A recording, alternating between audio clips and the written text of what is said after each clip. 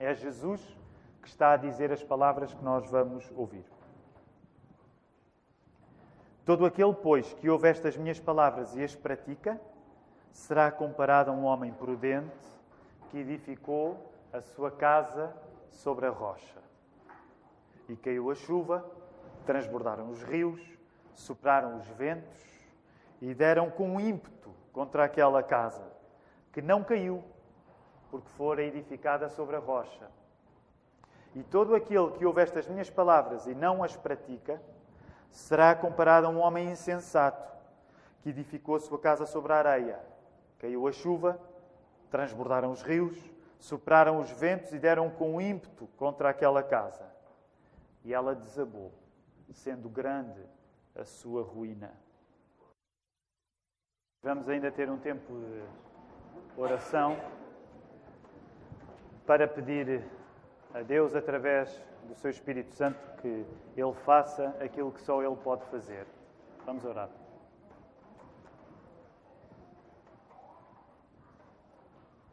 Pai nosso que estás nos céus, nós reunimos-nos aqui e aqui temos estado para louvar o Teu nome, Senhor. Obrigado porque a ideia de Te louvarmos não nasceu connosco nesta manhã, mas nós fomos chamados a louvar o Teu nome. Por isso, se nós fomos chamados a louvar o Teu nome e não fomos nós que inventámos a ideia de Te louvar, significa que antes ainda de chegarmos aqui, tudo começou contigo. E agora, para nos mantermos aqui nesta casa de oração, tudo precisa de ser mantido por Ti. Tu que és Deus Pai, Filho e Espírito Santo. Nós pedimos-te, Senhor, seja o Espírito a guiar-me a mim na explicação da palavra e a guiar a resposta de cada pessoa presente esta manhã. E que no final, Senhor, nós possamos estar mais perto da vontade do Teu Filho, de nos encontrar a construir uma casa na rocha e não na areia. Também Te pedimos de antemão, Senhor, se nós temos construído casa na areia, que o Teu Espírito nos possa persuadir disso e nós possamos ser corrigidos através do Teu amor, para que nesta manhã ninguém saia abatido e sob o peso da culpa, mas que a culpa que possa sentir seja um encorajamento para confiar em Ti.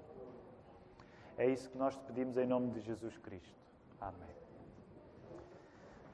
Vamos fazer o nosso exercício de recitar as bem-aventuranças. Quero começar por reconhecer que induzi os irmãos em erro quando no domingo passado vos disse que vos pregava a antepenúltima mensagem sobre o Sermão do Monte. Hoje é que é a antepenúltima. E os irmãos já estão prontos, já perderam a esperança, alguns de vós, e alguns de vocês estão a pensar, eu já sabia que isto nunca ia acabar. Não é? E aqueles que já me ouviram muitas vezes sabem que eu começo a dizer vou acabar e isso não quer dizer que vai acabar. Mas então, segundo o cálculo, na nossa reunião de presbitério na quinta-feira, eu disse aos irmãos, aos outros irmãos pastores, eu fiz aqui um cálculo errado, eu gostaria que ainda desse para mais um sermão no Sermão do Monte. Portanto, se Deus quiser, que Ele é que manda, hoje vou pregar-vos o antepenúltimo sermão. Daqui a 15 dias, porque próximo domingo será dia de Ceia do Senhor e não vamos estar reunidos à volta do Sermão do Monte, mas daqui a 15 dias vou pregar o penúltimo.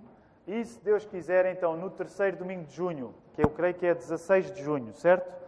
Então aí, tragam os vossos lenços e diremos um adeus sentido ao Sermão do Monte. Não é?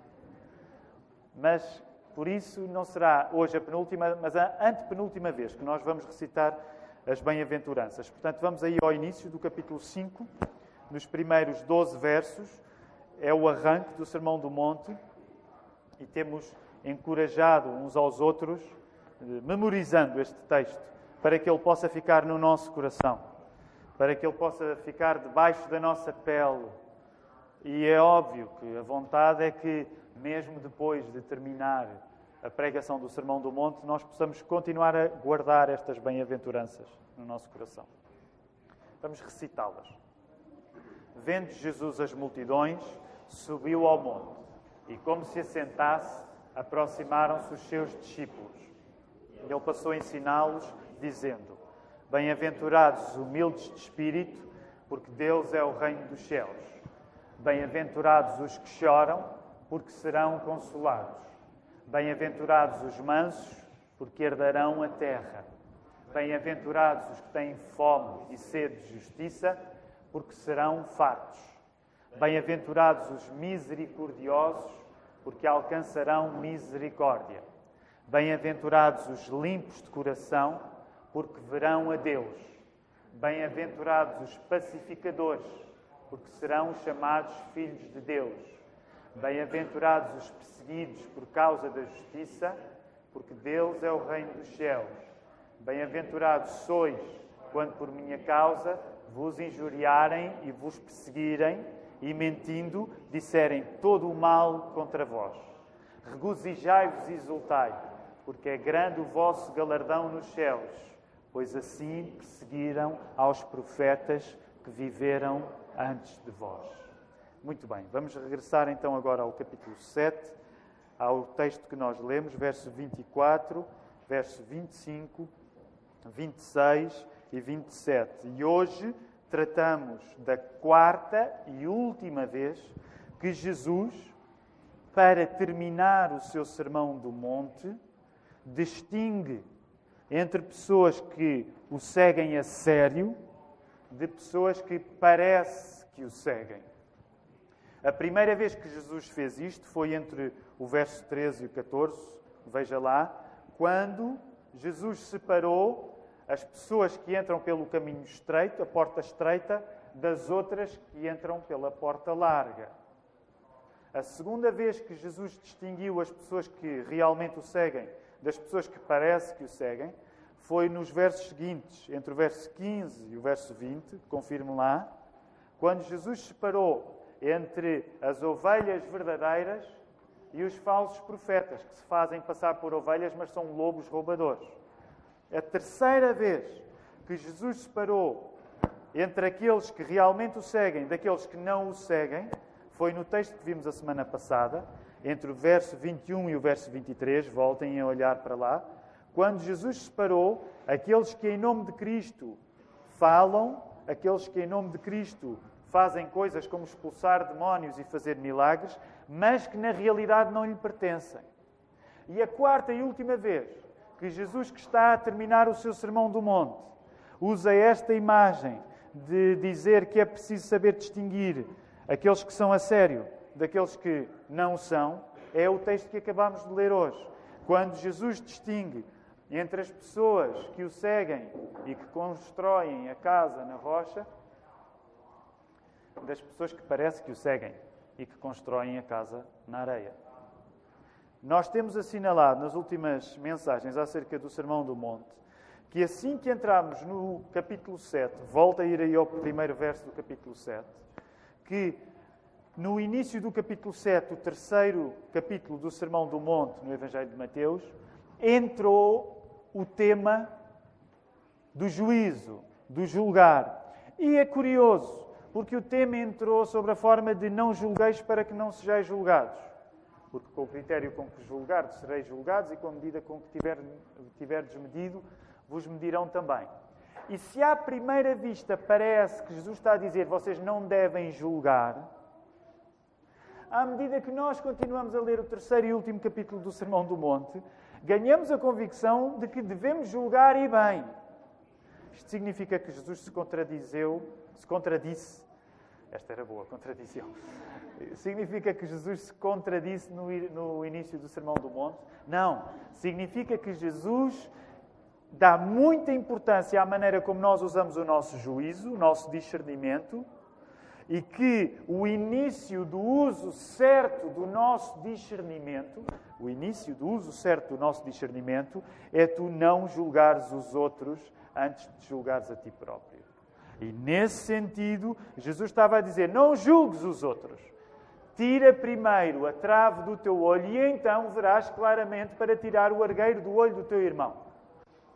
E esta importância que Jesus dá a que nós saibamos usar o nosso discernimento guiado pelo Espírito. O grande assunto de Jesus ao longo do Sermão do Monte é o seu reino. E não é possível fazer parte do reino de Jesus sem usar o nosso juízo, o nosso discernimento guiado pelo Espírito Santo. Isto significa que o discípulo verdadeiro de Jesus, quando segue Jesus, ele não passa a vida preocupado em julgar os outros.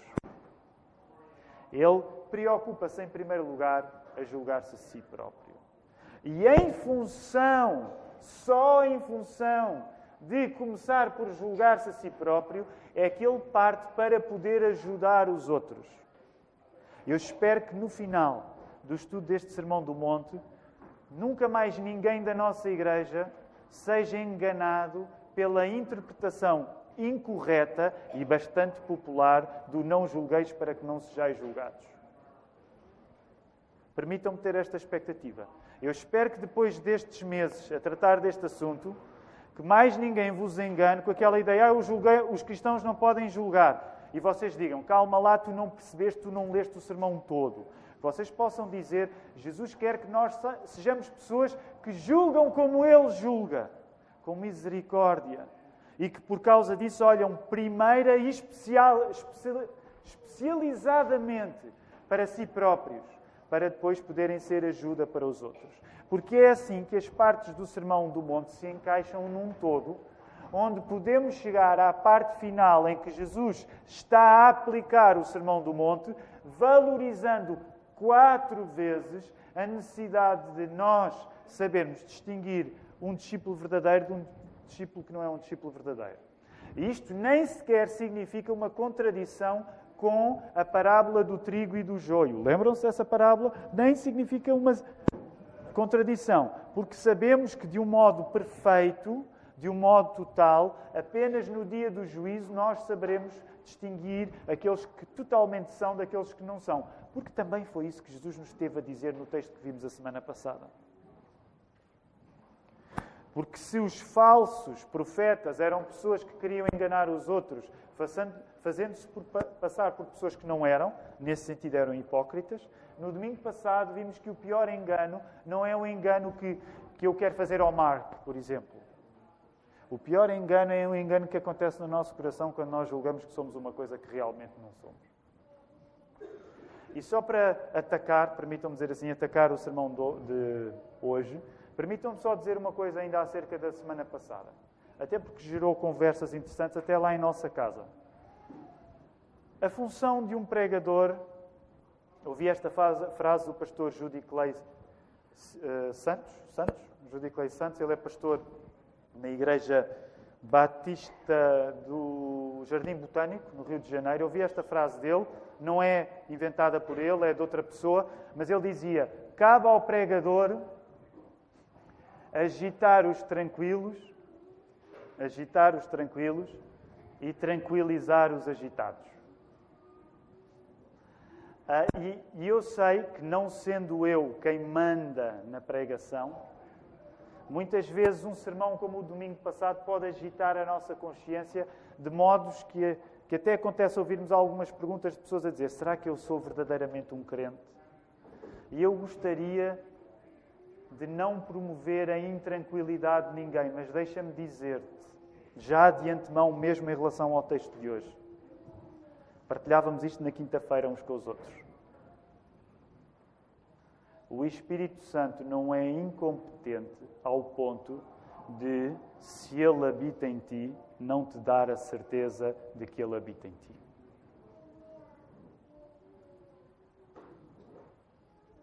Se o Espírito Santo for Deus e tu não tiveres a certeza que Deus está contigo, não me interpretes mal. Todos nós passamos por momentos difíceis na vida, onde passamos por dúvidas, angústias, onde clamamos a Deus para Deus se fazer sentir connosco. Eu não estou a colocar nada disso em causa. Mas o que te quero dizer é que, no final deste sermão, a segurança que tu podes ter nunca será uma segurança dependente de eu ter capacidade de responder às tuas dúvidas. mas será uma segurança que o próprio Deus, através do Espírito Santo, vai selar em ti. Que no meio até de dúvidas, de perplexidades, de dilemas, tu saibas, eu sou amado pelo meu Pai. E eu gostaria que, ao longo das palavras difíceis que vamos voltar a visitar, que Jesus diz neste texto, que tu no final pudesses confiar, não em mim, não em nenhum dos pastores desta igreja, não nos diáconos, não em qualquer outra igreja no sentido humano, mas que tu pudesses confiar no Deus a quem podes chamar Pai. Agora também te quero dizer, se tu ainda não podes chamar Pai a Deus, então eu acredito que é a ocasião para tu te renderes aos seus pés. E gostaria que isso pudesse acontecer hoje, se ainda não aconteceu. Isso eu não sei fazê-lo, mas gostaria que isso pudesse acontecer. Vamos voltar às palavras de Jesus, colocando-nos neste lugar. Se julgar é importante e Jesus nos impede de julgarmos os outros, mas diz para que nos julguemos primeiro a nós e então ajudarmos os outros, então qualquer coisa difícil que tu sintas no texto bíblico, a primeira pessoa que tu tens de chegar não é o teu irmão do teu lado direito ou do teu lado esquerdo, ou "Ei, ouviste esta do pastor, é mesmo para ti", ou "Esta é mesmo para aquele". Não. A postura que nós devemos ter diante daquilo que é afiado na palavra é chegar à frente e dizer assim: "Sou eu, Senhor?" Lembram-se? Foi isso que foi dito na última ceia, quando Jesus falou que havia alguém que havia traído. E aí permitam-me dizer isto de uma maneira cada vez mais clara. Nós somos uma igreja que quer ser profunda na palavra, somos reformados teologicamente, tudo isso são coisas muito importantes para nós. E eu quero acrescentar uma coisa com isso. Isso significa que uma pessoa madura na palavra, quando o problema existe, o primeiro passo, a pessoa que dá o primeiro passo, sou eu. Se eu encontro alguma coisa na palavra e digo assim, alguém vai ficar em maus lençóis, então dá tu um passo em frente para ser a pessoa que fica em maus lençóis primeiro. Não estejas à espera que o sermão ajuste contas com o teu vizinho. Chega tu à frente e diz assim: "Senhor, serei eu? Sou eu que tu queres corrigir nesta manhã?" Porque é esta a postura que Jesus nos quer chamar a atenção. O juízo que Jesus quer que tenhamos, enquanto seus discípulos, implica ouvir as palavras dele e praticá-las. Diz o verso 24. Ainda na semana passada falei-vos sobre isso. A fé não está fundamentada naquilo que nós falamos, nas palavras. A fé não está fundamentada naquilo que nós fazemos, mas a fé passa por aquilo que nós fazemos e por aquilo que nós falamos. Concordam comigo? Não há nenhuma contradição nisto. Não nos salvamos por aquilo que dizemos, não nos salvamos por aquilo que fazemos, mas a nossa salvação manifesta-se naquilo que fazemos e naquilo que falamos. E por isso mesmo, verso 24, Jesus está precisamente a lembrar: "Todo aquele, pois, que escuta as minhas palavras e as pratica, assemelhá-lo-ei ao homem prudente que edificou a sua casa sobre a rocha." A pessoa que ouve as palavras de Jesus e as pratica é comparada por Jesus a uma pessoa prudente. Logo, nós podemos chegar aqui há alguns princípios que, lendo todo o texto diante de nós, nos devem guiar na mensagem de hoje. E eu quero rapidamente partilhar 4 princípios que vão servir de guia para este sermão. O primeiro princípio é este: não há palavra em prática, não há palavra colocada em prática, segundo o que Jesus está a dizer aqui, sem haver prudência. Não há palavra colocada em prática sem haver prudência. Segunda coisa, prudência, como veremos no contraste entre o que implica a construção de uma casa com alicerces firmes na rocha da que é construída na areia, prudência, tendo em conta esta diferença entre construir a casa na rocha e construir na areia, prudência é a ausência de pressa. Prudência é a ausência de pressa. Terceira coisa, decorrente do princípio anterior, de que a prudência é a ausência de pressa, devemos ter a noção de que prudência implica enfrentarmos as nossas paixões. Do mesmo modo como o bom construtor não deve ceder à paixão de ser apressado. E depois vou desenvolver um bocado aqui a palavra paixão, porque ela pode não parecer muito evidente para nós no texto. A quarta e última coisa significa isto: a palavra em prática, como veremos com a chegada das chuvas, das cheias dos rios e dos ventos, que encontramos no verso 25 e 27, a palavra em prática significa sempre provação. A palavra em prática significa sempre existência de provas, de tribulações. Vamos começar então rapidamente falando sobre prudência. E sabem, concordam comigo? A prudência hoje não é propriamente uma característica muito popular. Concordam?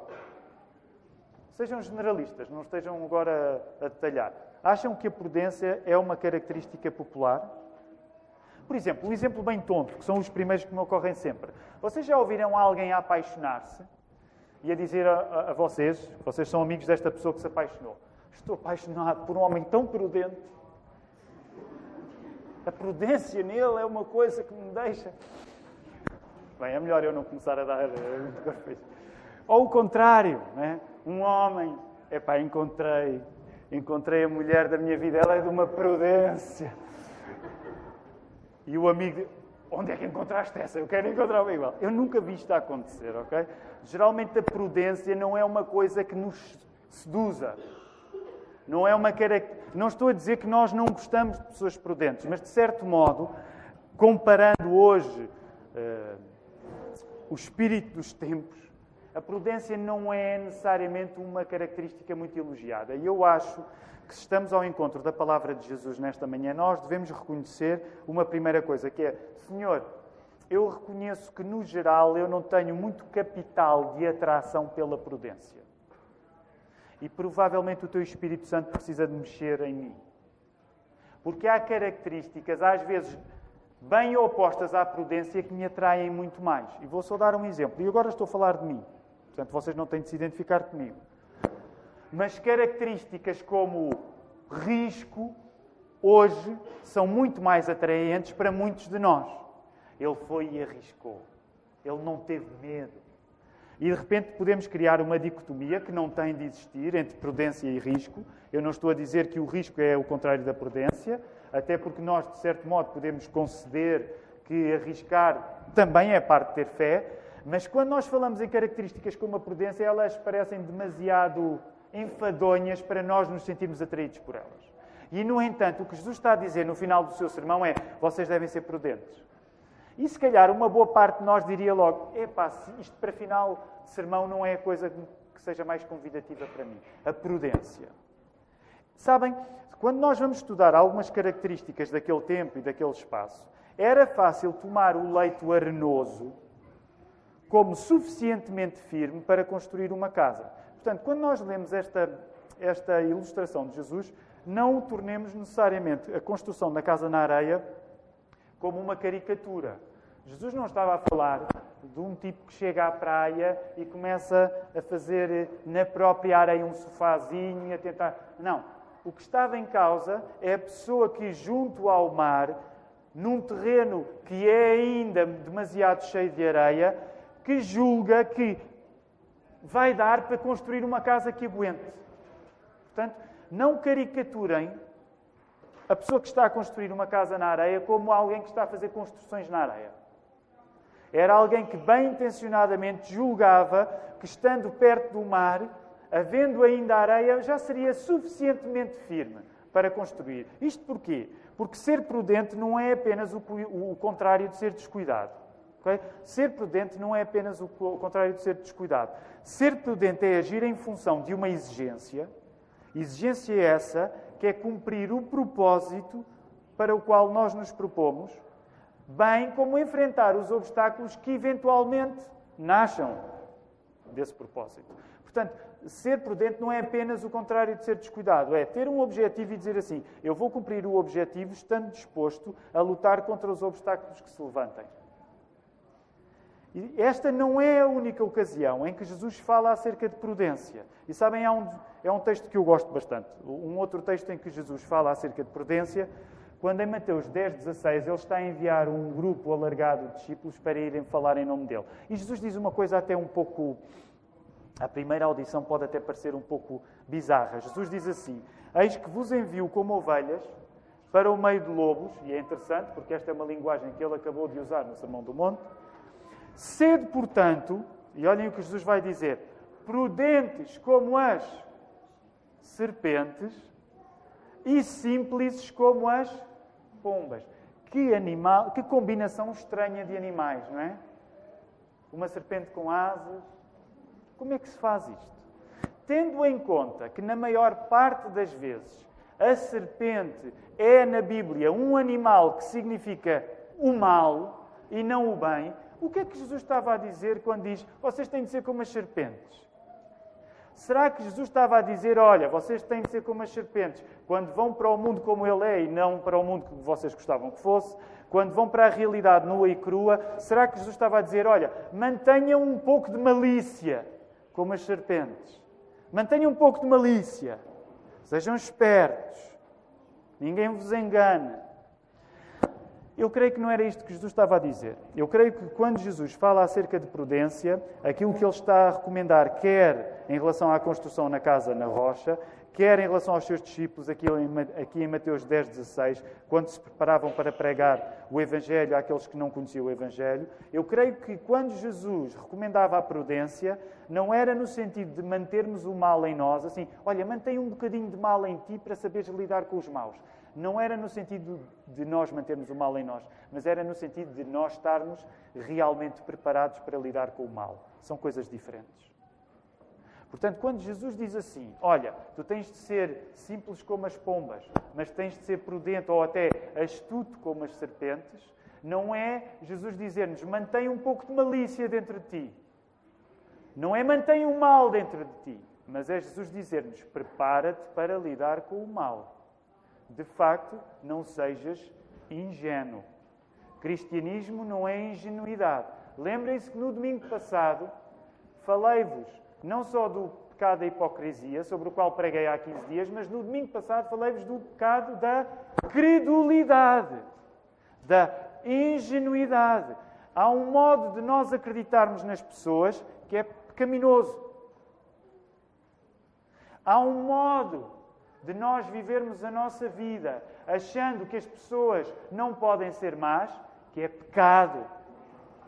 Isto não significa que nós estamos sempre a avaliar as intenções das pessoas à nossa volta, partindo do princípio que elas são as piores que podem ser. Mas significa que quando tu vives no mundo real, tu tens de estar preparado para o mal.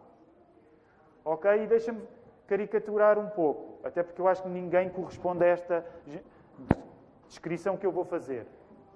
Se tu fizeres da tua fé em Jesus uma espécie de Disneylândia, onde esperas que as pessoas sejam sempre boas e deem o seu melhor, tu és desobediente àquilo que Jesus te mandou ser. Tu és desobediente. Porque Jesus, quando mandou os seus discípulos naquela ocasião, e podemos adaptar esse espírito à nossa própria missão aqui, ele disse, vocês têm de ser simples como as pombas, mas vocês têm de ser astutos, vocês têm de ser prudentes. Portanto, não significa manterem o mal em vocês, mas significa estarem preparados para lidar com o mal. Ora, vamos à segunda conclusão. Alguém tomou nota da segunda conclusão? A primeira é que não há palavra em prática sem prudência. A segunda é que a prudência é o quê? A ausência da pressa. Isto é uma coisa que um pastor tem um prazer especial em dizer quando está a pregar. Irmãos, prudência é a ausência da pressa. Eu posso levar o tempo que... Não sejam apressados. Ok, mas não é essa a aplicação que eu vou fazer. Ok, vamos à questão da ausência da pressa. Quantos de nós não somos constantemente tentados em querer tudo e querer tudo rápido? Esta questão de lidarmos mal com o tempo tem tantas ramificações na nossa vida que é difícil fazer justiça a este texto nesta hora. No entanto, eu creio que se apropria uma coisa, que é uma paragem breve, para afirmar que nós temos de saber lidar com o tempo se nós queremos adorar Jesus convenientemente. Se tu queres ser um bom adorador, tu tens de aprender a lidar com o tempo. E deixem-me colocar isto nestes termos.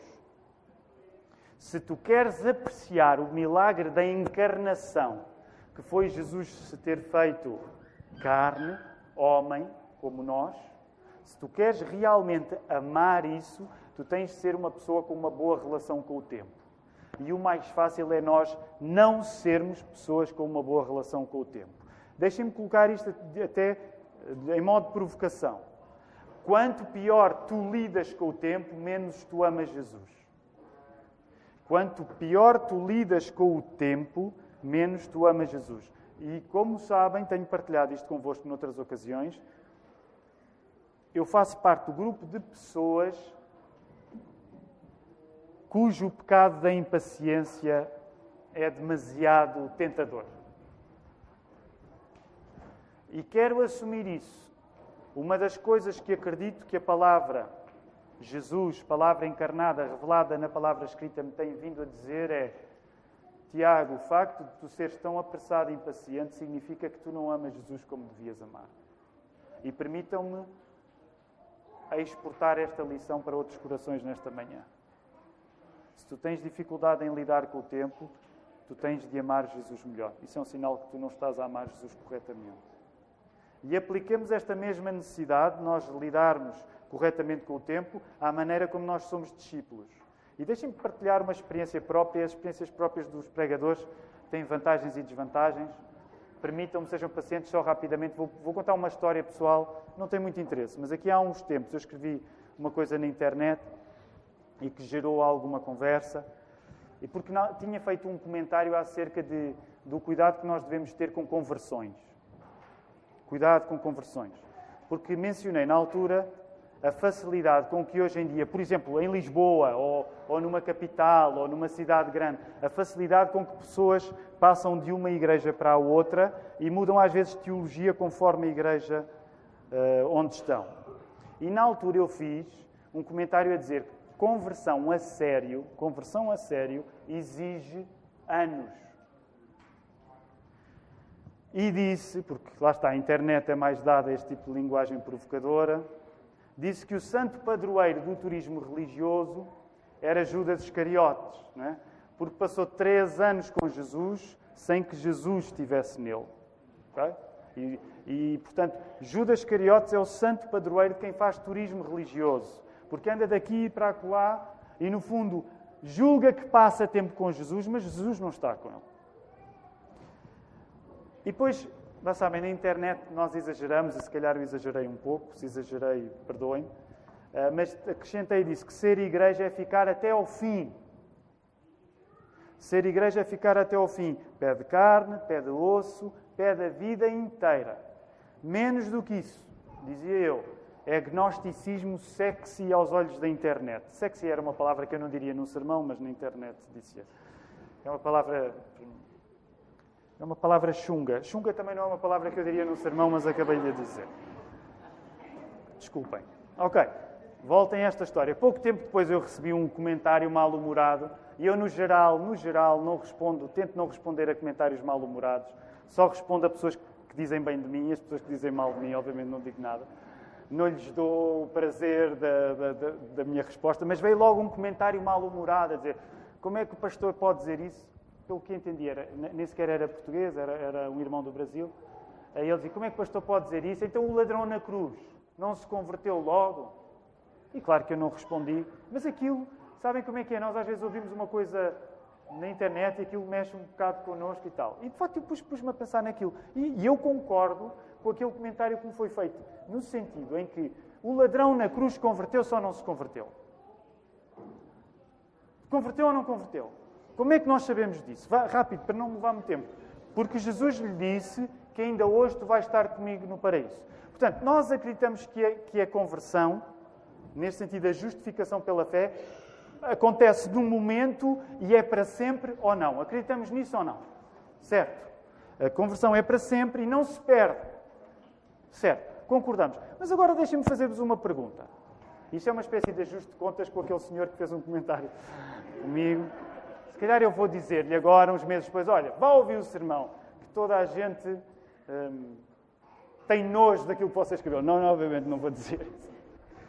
Se eu vos perguntar assim, até porque eu não quero estar a ajustar contas, aqui parece o Dom Quixote a cavalgar contra os moinhos, né, com um inimigo que ficou imaginário, mas deixem-me perguntar-vos, porque eu acho que tem alguma... estamos a falar acerca da importância do tempo. Se vocês lerem a Bíblia, espero que já tenham lido, e que se não leram, que possam começar a ler. Se vocês lerem a Bíblia do início ao fim, vocês diriam que a conversão do ladrão é regra ou é exceção? Algum de vocês consegue lembrar-se de um episódio em que uma conversão parecida com a do ladrão tenha acontecido na Bíblia? Elas são muitas. Lembram-se de muitas assim? Na maior parte, as conversões do Velho ao Novo Testamento, o que é que elas implicam? Implicam um processo. Pensem nos heróis da vossa fé. E fiquem descansados, não vamos fazer do Velho ao Novo Testamento. Pensem em Abraão. Desde que Abraão deixou a sua terra e foi ter com Deus, ele nunca mais fez a asneira? Pensem em Moisés. Desde que Deus o chamou na sarça ardente, ele não cometeu mais erro nenhum? Pensem em David. Pensem em Salomão. Pensem em Jonas. Pensem em João Batista. Teve dúvidas ou não teve acerca de Jesus? Pensem no apóstolo Pedro, que se desclassificou ao ponto de se ter autodemitido de apóstolo. Pensem em Paulo. Pensem em quem vocês quiserem. O meu ponto apenas aqui é este. Eu quero deixar claro que a salvação acontece de uma vez por todas e que não se perde. E isso nós acreditamos que é justificação. Mas nós acreditamos que existe uma coisa chamada santificação, que é o processo gradual e crescente da salvação em nós. E o que eu vos quero dizer é que a santificação leva tempo. Nesse sentido, a conversão leva a vida inteira. E sempre que nós somos atraídos por uma santificação que é aqui e agora, acreditem, nós estamos a fugir à verdade bíblica, que é a nossa conversão pede o tempo todo. Permitam-me dizer uma coisa que vai além do âmbito deste sermão, mas que eu acho que é importante. Sabem que para nós, pastores, uma das coisas que nós gostaríamos, honestamente, não sabemos se Deus vai permitir isso na nossa vida, mas nós gostaríamos que o nosso serviço a esta igreja não fosse curto e breve. E se alguém está animado com que o meu sabático fosse eu ir-me embora, lamento desanimar. Eu tenho o plano de regressar. Porquê? Porque salvação, conversão, vê-se uma vida inteira. Não me interpretem mal. Eu não estou a dizer que o pastor tem sempre de ter um pastorado longo. Há coisas terríveis que podem acontecer por pastorados longos. Mas o que eu vos estou a dizer é que nós sabemos que estamos a ser salvos quando continuamente vivemos uns com os outros. E vivemos lá atrás em 1990 e não sei quê, e vivemos em 2007, e vivemos em 2019 e olhamos para o nosso lado e sabem em quem é que está? Está o nosso irmão que já vem connosco lá do fundo. Sabem porquê? Porque no nosso irmão que já vem connosco lá do fundo está o próprio Jesus Cristo. A igreja é o corpo de Jesus. Tu acreditas nisto? É que a igreja é o corpo de Jesus porque aqueles com quem tu estás a caminhar há muito tempo. Eles não se foram embora, sabem porquê? Porque Jesus não se foi embora. E por isso, permite-me, eu não costumo fazer estas coisas, mas quando tu agarras no Filipe, se tu já viveste muito tempo com o Filipe em igreja, quando tu agarras no Filipe, e quero ser cuidadoso a dizer isto, mas quando tu agarras no Filipe, se tu já viveste alguma coisa com o Filipe, é a medida possível de agarrares em Jesus que tu tens nesta terra. Percebem o que eu quero dizer? É a medida possível que tu tens de agarrar em Jesus. Porquê? Porque a igreja é o corpo de Cristo. Eu não disse que o Filipe é Cristo. Mas o facto de nós vivermos vidas uns com os outros ao longo de anos significa que Jesus continua connosco. E por isso é que quando nós pensamos, uau, uma igreja que faz 90 anos. Uau. Isto é coisa séria.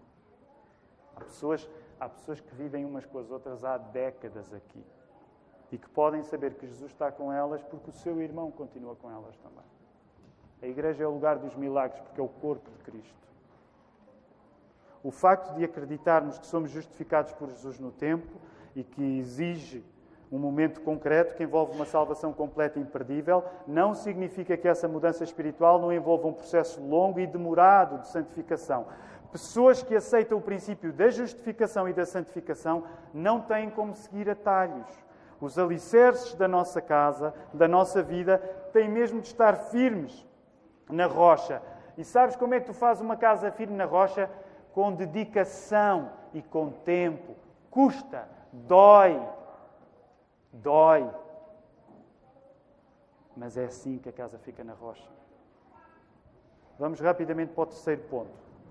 Ainda temos 2. Lembram-se do terceiro ponto? Alguém tomou nota do terceiro ponto? Qual era o terceiro ponto? Ok, enfrentar as nossas paixões. Eu quero já reconhecer que este ponto das paixões não é um ponto óbvio neste texto. Eu estou a ir lá mais por implicação do que porque está explicitamente. Mas quero falar-vos alguma coisa acerca disto. A prudência implica lutar contra as nossas paixões. Se nós não devemos ceder à pressa, temos a ganhar em detectar quais são as nossas paixões, para que esses arrebatamentos, essas paixões, por encantadores que nos apareçam, não nos impeçam de termos uma casa na rocha. Deixem-me não ter medo de exagerar e dizer-vos que o facto da palavra paixão ter perdido o seu sentido negativo é uma das piores tragédias do nosso tempo. Vou voltar a repetir. O facto de hoje, quando a palavra paixão só é usada num sentido positivo, é das piores tragédias do nosso tempo. Porquê? Porque os antigos, nesse sentido, eram um pouco mais sensatos do que nós. Eles sabiam que uma paixão podia ser uma coisa boa, mas eles sabiam que uma paixão podia ser uma coisa má. Aliás, deixem-me dizer-vos, se vocês forem à procura na linguagem bíblica do termo paixão, tenho uma desilusão para vos dar. Adoro dar desilusões às pessoas. Mas a maior parte das vezes que o texto bíblico usa a palavra paixão, ele não está a dizer corre e realiza as tuas paixões. Inclusive tem o contrário. Foge das tuas paixões. E porquê é que eu quero falar de paixão? Porque é uma paixão, aqui bem ilustrada na pressa, da casa na areia em vez da casa na rocha, é uma paixão que é uma coisa que toma conta de nós, de um modo que aquilo que nós queríamos fazer bem, acabamos a fazer errado. Hoje somos cristãos rendidos às paixões, tentando cristianizar à força as paixões. E eu quero ser justo, mas também quero dizer isto. Sabem que essa é uma coisa que eu acho que nós precisamos de ser cuidadosos mesmo na linguagem das igrejas. Receio que haja igrejas a cristianizar à força a palavra paixão. Como se tudo aquilo que nós sentíssemos no nosso coração fosse uma via rápida para Deus nos abençoar. Calma. Nós temos visto Jesus ao longo do tempo neste Sermão do Monte a dizer assim: tem cuidado com as coisas más que sentes. Mas eu espero que possam concordar comigo quando eu digo que Jesus tem dito de uma maneira muito mais intensa: tem cuidado com as coisas boas que sentes. Porque as paixões podem nos enganar e as paixões têm um condão na nossa vida, que é determinados projetos que nós tínhamos foram interrompidos porque uma paixão nos arrebatou e aquilo que nós queríamos fazer antes da paixão acabou.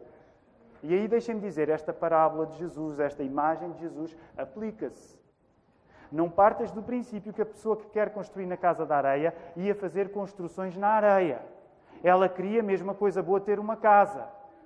No entanto, a pressa, e nesse sentido, uma imagem de paixão, o encantamento com ter as coisas já e agora, impediu-a de fazer a coisa boa. E permite-me dizer isto e aplicar isto à minha vida e à vossa. As paixões são um dos meios mais eficazes que Satanás usa para interromper as coisas que Deus quer fazer na nossa vida.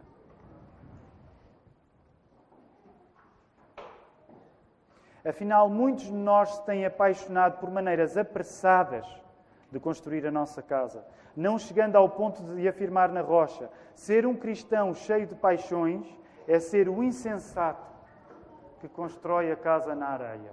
E quero terminar esta questão das paixões dizendo, sim, há paixões que eu acredito que Deus te vai abençoar essas paixões. Meus queridos irmãos, eu espero que a paixão que tenho por pregar a palavra de Deus seja uma que Ele mantenha. Porque se me perguntarem, eu sou honesto, eu estou apaixonado por pregar o Evangelho. Mas isso não significa que tudo aquilo que o meu coração se apaixona está certo. E deixem-me só dar uma última analogia.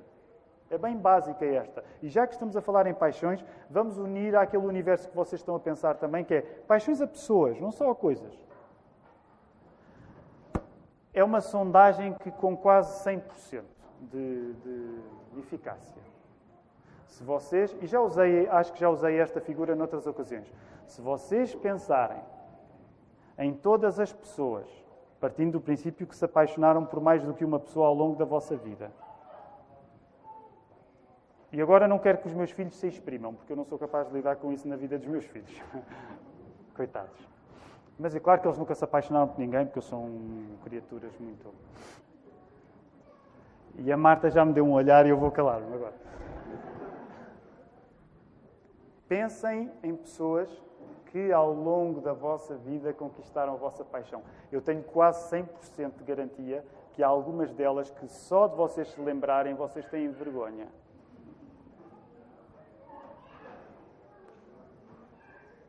O Ricardo está envergonhado. Há algumas pessoas por quem vocês se fascinaram ao longo da vida. Se eu chegasse aqui, feito Sean Emery, Perception Artist, e me voltasse para o Nando, olha, meus irmãos, eu vou revelar uma coisa porque eu tenho uma percepção especial. O Nando, quando tinha 16 anos, gostou desta pessoa. Filipe, projeta isso, faz favor.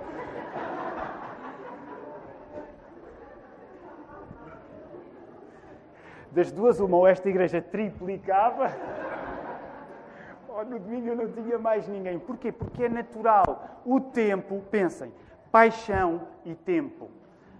No geral, o tempo leva-nos a ir mais fundo que a paixão.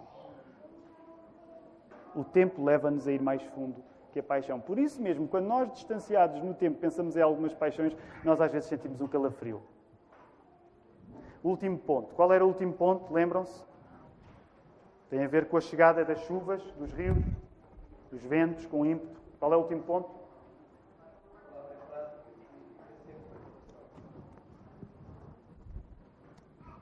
Incrível a maneira como este pregador Jesus termina os seus sermões.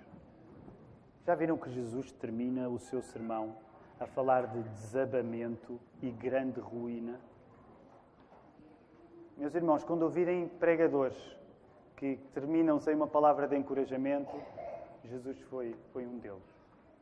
Atenção, claro que há encorajamento e eu vou chegar ao encorajamento já. Mas reparem como Jesus está a colocar as últimas palavras da sua mensagem. Bem, em primeiro lugar, para terminar, quero dizer-vos, a chegada dos rios, dos ventos, das chuvas é democrática. Prudentes e insensatos vão ter de lidar com chuva, com vento, com cheias. Logo, a palavra em prática que Jesus torna parte da tarefa de o seguirmos, implica não só sabermos que vamos passar por provas, mas estarmos preparados para as provas. Os alicerces têm de estar fundo. Menos do que isso é uma insensatez e é uma desobediência. Não deixa de ser significativo que caiba às provas, que caiba à chegada das chuvas, das cheias dos rios, dos ventos, caiba à chegada dos problemas, a distinção dos prudentes dos insensatos. Isto também quer dizer que tu só podes saber quem segue Jesus, tendo a prudência de construir a casa na rocha, tu só podes saber quem segue Jesus quando a dificuldade chega. Quero encorajar, mas quero dizer-vos isso. Se tu tens a referência de fé em alguém que nunca passou por problemas, não é uma grande referência de fé. Atenção, não melhores a vida espiritual dele orando para que ele tenha problemas e para que tu possas confiar mais nele, ok? Seria uma maneira um pouco perversa de tu quereres abençoar o teu irmão. Mas o que eu te quero dizer é que se os exemplos da tua fé são pessoas que se esquivam aos problemas, e reparem, a tontice do Evangelho da Prosperidade tem a ver com isso. A tontice do Evangelho da Prosperidade é mesmo o contrário de tudo o que Jesus pregou. A ideia de, veio um problema e eu esquivei-me, veio outro e eu livrei-me, veio outro... O Evangelho da Prosperidade é o Evangelho da casa feita na areia e que ainda aguenta, mas vai desabar. Portanto, uma fé virada para eu tive este problema, mas Deus resolveu, eu tive aquele, mas Deus resolveu, eu tive aquele, mas... Reparem, graças a Deus, Deus resolve muitos dos nossos problemas, mas a fé vê-se quando os problemas chegam. Neste texto é o problema que aponta aqueles que seguem Cristo como solução. A coisa positiva, que é revelar-se quem é mesmo de Jesus, acontece através da coisa negativa, que é a vinda de tempestades. Como até o senso comum costuma apontar, é nos tempos difíceis que nós conhecemos o caráter de uma pessoa. Não é preciso ser crente para acreditar nisto. É nos tempos difíceis que tu vês o caráter de uma pessoa. Isto não quer dizer que nós, como cristãos, vamos chegar ao final deste sermão a dizer: Deus, manda dificuldades para que o meu caráter seja reforçado. Mas significa que cristãos a sério não perdem a fé quando as dificuldades chegam. Quero terminar este sermão chamando a atenção para o facto de, segundo a organização do evangelista Mateus, estas palavras de desabamento e de ruína serem as últimas do Sermão do Monte. Lá se foi a possibilidade de Jesus terminar numa nota encorajadora. Mas lida com este facto, porque eu quero dizer, lida com o facto do Sermão do Monte terminar de uma maneira tão negativa. Lida com isso. Mas lida com isso tendo em conta que este pregador, Jesus, que não te facilita a vida, ser Ele próprio, Jesus o pregador, a própria pedra, a própria rocha. E leio apenas 2 textos. Primeira carta de Paulo aos Coríntios 10, 14 diz assim: os nossos pais beberam da mesma fonte espiritual, porque bebiam de uma pedra espiritual que os seguia. E a pedra era Cristo. E leiam ainda Efésios 5, 19 e 20. Já não sois estrangeiros, é para nós que Paulo está a falar. Já não sois estrangeiros e peregrinos, mas concidadãos dos santos, e sois da família de Deus, edificados sobre o fundamento dos apóstolos e profetas, fundamento, alicerce, sendo Ele mesmo, Cristo Jesus, a pedra angular. O pregador Jesus, que termina o seu Sermão do Monte, não deixando pedra sobre pedra, é a rocha onde tu deves construir a tua vida. Não te atrases. Vai até Ele. Que o Senhor te abençoe.